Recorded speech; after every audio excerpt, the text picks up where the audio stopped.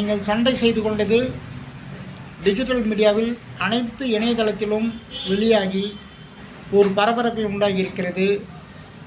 இந்த பரபரப்பு பார்க்கும்போது மக்களிடையே இந்த பிள்ளைகள் எந்த பள்ளியில் சண்டை செய்து கொண்டார்கள் என்று கேட்கும்போது, நீங்கள் பயிலும் பள்ளி பெயர் சொல்லும்போது அந்த பள்ளிக்கு எத்தனை அவப்பெயர் என்பதை முதலில் புரிந்து கொள்ள வேண்டும்.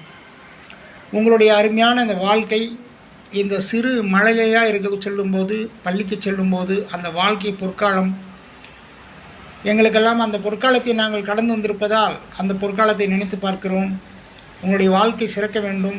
எதிர்காலம் ஒரு பெரிய சாதனை படைக்க வேண்டிய ஒரு பிள்ளைகள் நீங்கள்.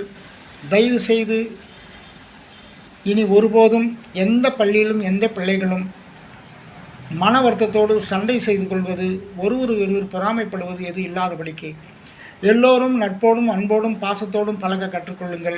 யாரையும் எதிர்ப்பாக நினைக்க வேண்டாம். பள்ளியில் இருக்கும்